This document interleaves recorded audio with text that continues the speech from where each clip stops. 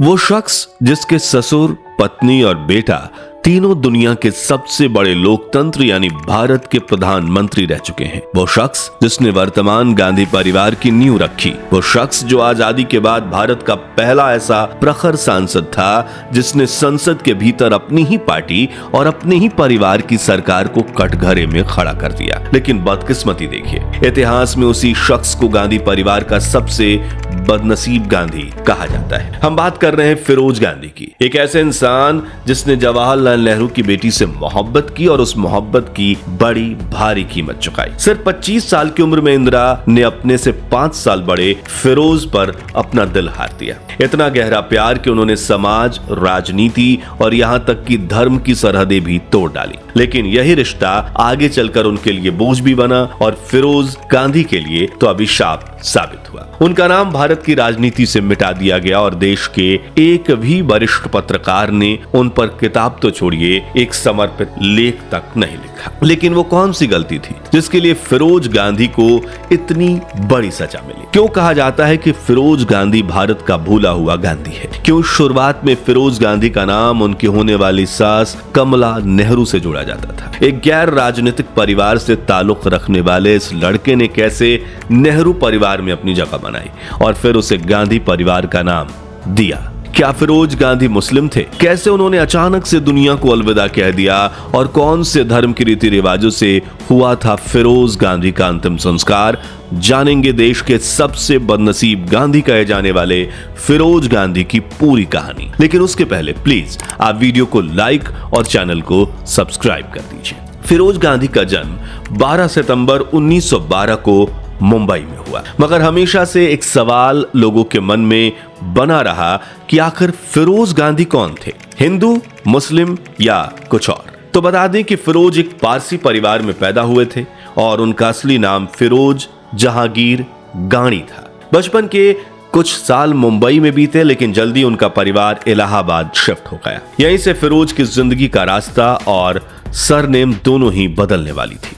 अब फिरोज गांधी से गांधी कैसे बने, वो समझने के लिए हमें फिरोज और इंदिरा गांधी की प्रेम कहानी के बारे में जानना होगा, जिसकी शुरुआत हुई थी फिरोज के आनंद भवन में प्रवेश से। इसे लेकर फिरोज पर लिखी हुई इकलौती किताब फिरोज द फॉरगटन गांधी के लेखक बर्टल फॉक बताते हैं 1940 के दशक में एक बार जवाहरलाल नेहरू की पत्नी कमला नेहरू अंग्रेजी हुकूमत के खिलाफ नारे लगा रही थी। तब कॉलेज की दीवार पर बैठे नौजवान फिरोज भी ये नजारा देख रहे थे। गर्मी भी बहुत ज्यादा थी और अचानक कमला बेहोश हो गई। फिरोज दीवार से नीचे कूदे और कमला के पास दौड़कर पहुंच गए। सभी छात्र कमला नेहरू को उठाकर एक पेड़ के नीचे ले गए। पानी मंगवाया गया और कमला के सर पर गीला कपड़ा रखा गया। कोई दौड़कर एक पंखा ले आया और फिरोज उनके चेहरे पर पंखा करने लगे। जब कमला को होश आया तो वो सब कमला को लेकर आनंद भवन गए। इस तरह फिरोज नेहरू परिवार से पहली बार जुड़े। कहा जाता है कि जवाहरलाल नेहरू का परिवार अक्सर राजनीतिक और सामाजिक कार्यक्रमों में व्यस्त रहता था।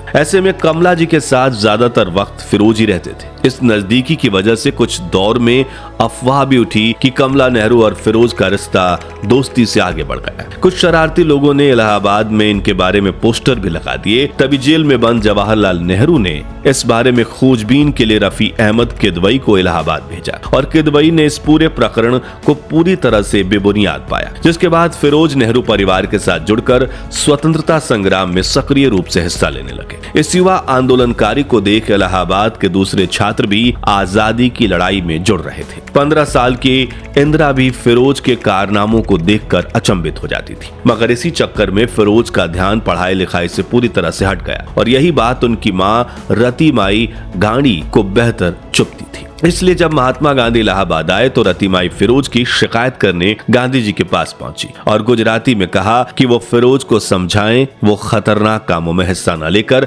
अपना जीवन बर्बाद न करे। जो सुनकर गांधी बोले, बहन अगर मेरे पास फिरोज जैसे 7 लड़के हों तो मैं 7 दिनों में भारत को स्वराज दिला सकता हूं। इसी से आप अंदाजा लगा सकते हैं कि जिस फिरोज गांधी को आज हम भूल चुके हैं उन्होंने स्वतंत्रता आंदोलन में कितनी अहम भूमिका निभाई थी। खैर, एक तरफ ब्रिटिशर्स मौके खोज खोज कर जवाहरलाल नेहरू को बार बार जेल भेज देते थे तो दूसरी तरफ इंदिरा गांधी की मां कमला नेहरू टीबी की बीमारी से जूझ रही थी। और दादा मोतीलाल नेहरू की तबीयत भी बिगड़ने लगी थी। इसी बीच 6 फरवरी 1931 को मोतीलाल नेहरू की मौत हो जाती है और इंदिरा अकेले पड़ जाती हैं। उस मुश्किल घड़ी में नेहरू परिवार के प्रति फिरोज का समर्पण इंदिरा के बेहद करीबी से उन्हें महसूस करवाता है। दोनों की दोस्ती गहरी होती चली गई और यह दोस्ती कब मोहब्बत में बदल गई शायद उन्हें खुद भी एहसास नहीं हुआ। सन 1935 में जब इंदिरा विदेश में अपनी मां कमला नेहरू का इलाज करवाने पहुंची, तब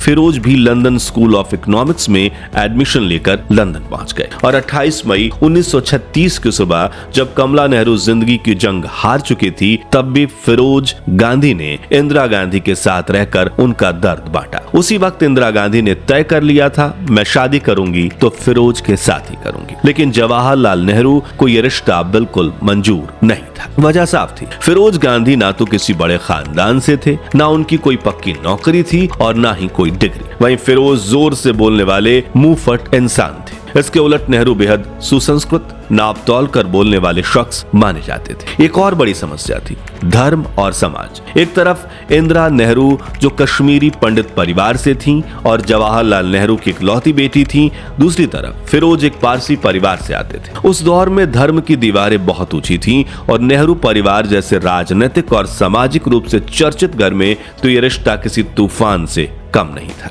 इतना ही नहीं, इंदिरा की मां कमला नेहरू भी अपनी मृत्यु शैया पर इस रिश्ते को लेकर शक जाहिर कर चुकी थी। उन्हें लगता था कि फिरोज भरोसेमंद इंसान नहीं। और तो और जब इंदिरा ने अपनी बुआओं कृष्णा और विजय लक्ष्मी से अपने मन की बात साझा की तो उन दोनों ने साफ मना कर दिया। विजय लक्ष्मी पंडित तो इतनी सीधी सपाट थी कि उन्होंने इंदिरा से कह दिया, तुम फिरोज से प्रेम संबंध बनाओ लेकिन शादी के बारे में मत सोचो। इंदिरा ने इस सलाह का बहुत बुरा माना। उन्हें यह अपना और फिरोज का अपमान जैसा लगा। इसी बीच एक और दिलचस्प वाकया हुआ, गांधी सरनेम का। असल में फिरोज का असली सरनेम था गांधी, लेकिन इंदिरा के साथ रिश्ते के बाद शादी से पहले उन्होंने अपना नाम गांधी लिखना शुरू कर दिया। कुछ लोग मानते हैं कि यह बदलाव महज स्पेलिंग का था, जबकि कई कहते हैं कि इंदिरा किसी भी हालत में फिरोज से ही शादी करना चाहती थी, इसलिए महात्मा गांधी ने फिरोज को अपनी गांधी सरनेम दे दी थी। और आखिरकार साल 1942 में जब भारत छोड़ो आंदोलन पूरे जोश पर था, उसी साल इंदिरा ने फिरोज से शादी कर ली। उनकी शादी पारसी रीति रिवाजों के बजाय हिंदू संस्कारों से हुई थी। गांधी के समय खुद महात्मा गांधी भी मौजूद थे और उन्होंने इस शादी को आशीर्वाद भी दिया। शादी के 2 महीने बाद इंदिरा और फिरोज अपने हनीमून के लिए कश्मीर रवाना हुए। वहां से इंदिरा ने नेहरू को तार भेजा, काश हम आपको यहाँ की ठंडी हवा भेज सकते, जिसका पंडित नेहरू ने तुरंत जवाब दिया, शुक्रिया लेकिन तुम्हारे पास वहां आम नहीं है।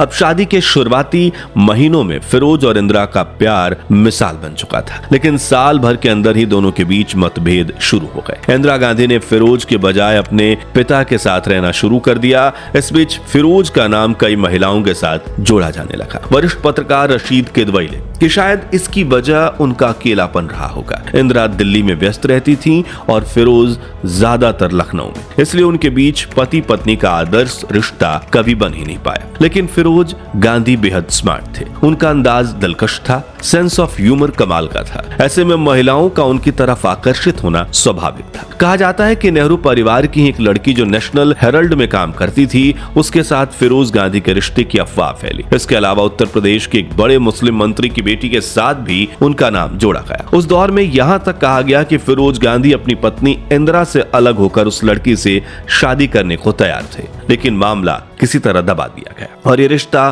कभी मुकाम तक नहीं पहुंच पाया। लेकिन इन सब अफवाहों और घटनाओं ने इंदिरा और फिरोज के रिश्ते को और भी खोखला कर दिया। तकरार बढ़ती गई, दूरियां गहरी होती गईं। इस बीच साल 1959 में फिरोज ने कभी प्रधानमंत्री के घर न जाने का निर्णय लिया और सच में उन्होंने अपना वादा निभाया। वे प्रधानमंत्री निवास यानी 3 मूर्ति हाउस कभी वापस नहीं गए। वहां उनकी वापसी केवल तब हुई जब उनका पार्थिव शरीर लाया गया। परिवार और नेहरू से मतभेदों शब्दों के बावजूद फिरोज गांधी राजनीति में किसी से कम नहीं थे। अपने दमदार भाषणों, बेबाक अंदाज से उन्होंने संसद को हिलाकर रख दिया था। यहाँ तक कि मुंदड़ा कांड में अपने ही ससुर की सरकार को कटघरे में खड़ा भी कर दिया। वित्त मंत्री टीटी कृष्णमाचारी का इस्तीफा भी करवा दिया। लोग उन्हें अनऑफिशियल विपक्ष कहने लगे थे। रायबरेली से चुनकर आए फिरोज का जनता से जुड़ाव इतना गहरा था कि वो चुनावी मैदान में अपने ही विरोधी को जमानत के पैसे थमा देते थे तो कभी गांव की चौपाल में चाट चना खाते नजर आते। यही सादगी उन्हें लोगों के दिलों में बसा देती। पिता के तौर पर भी उनका तरीका बिल्कुल अलग था। राजीव और संजय को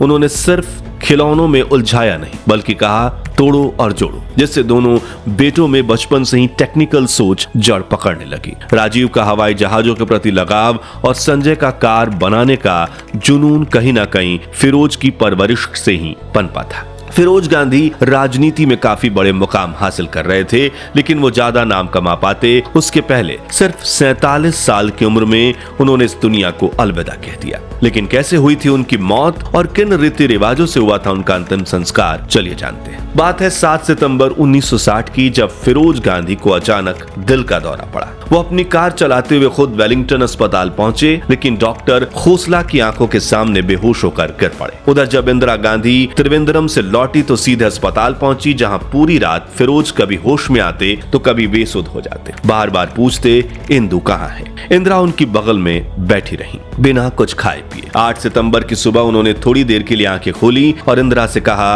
वो कुछ नाश्ता कर ले, लेकिन इंदिरा ने मना कर दिया। कुछ देर बाद फिरोज फिर बेहोश हो गए और सुबह 7:45 पर उन्होंने आखिरी सांस ली। यह सदमा इतना बड़ा था कि अगले ही दिन उनका 48वां जन्मदिन आने वाला था, लेकिन वो उससे पहले ही हमेशा के लिए चले गए। उनका पार्थिव शरीर तीन मूर्ति भवन लाया गया, जहां हजारों लोग अंतिम दर्शन के लिए उमड़े। नेहरू अपने कमरे में अकेले बैठकर बार बार यही कहते रहे, मुझे उम्मीद ही नहीं थी कि फिरोज इतनी जल्दी चले जाएंगे। जब शव का अंतिम दर्शन के लिए रखा गया तो सभी धर्म ग्रंथों का पाठ हो रहा था। बर्टिल फॉक लिखते हैं कि भीड़ देख नेहरू के मुंह से निकला, मुझे पता नहीं था फिरोज इतने लोकप्रिय हैं। वहीं ऊपरी तौर पर इंदिरा खुद को संभालने की कोशिश करती दिख रही थी, लेकिन अंदर से वो पूरी तरह से टूट चुकी थी। उनकी आंखों से बहता दर्द किसी से छुप नहीं रहा था। अगले दिन 9 सितंबर को जब तिरंगे में लिपटे फिरोज के पार्थिव शरीर को धीरे धीरे चलती ट्रक पर रखा गया तो इंदिरा, राजीव, संजय और फिरोज की बहन तहमीना भी साथ बैठे थे। दिल्ली की गलियों से गुजरते उस समय अंतिम सफर में हजारों लोग सड़कों के दोनों ओर खड़े होकर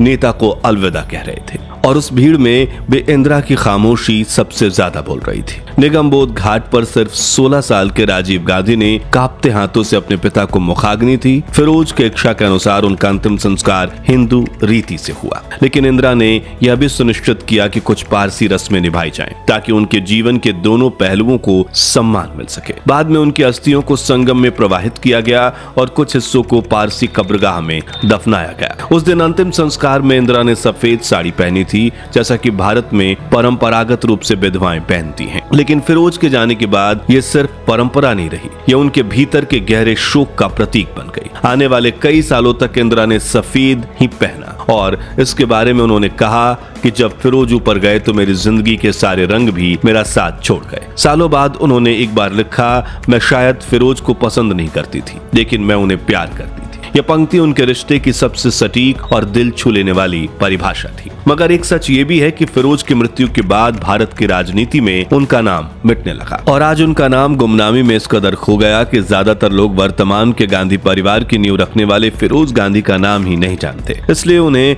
सबसे बदनसीब गांधी कहा जाता है। तो आज के लिए बस इतना ही। अब आप हमें कमेंट्स में बताइए कि अगर नेहरू परिवार और फिरोज गांधी में दूरियां नहीं आती तो भारतीय राजनीति के इतिहास में फिरोज की कोई अलग जगह होती और आपको गांधी परिवार के कौन से राजनेता सबसे ज्यादा पसंद थे। उम्मीद है आपको फिरोज गांधी की ये अनकही अनसुनी कहानी पसंद आई होगी। अगर हाँ तो वीडियो को लाइक और शेयर जरूर कर दीजिए। टारगेट रखते हैं 21,000 लाइक्स का, तो जल्दी लाइक्स करने के साथ चैनल को सब्सक्राइब करना भी मत भूलिएगा। धन्यवाद।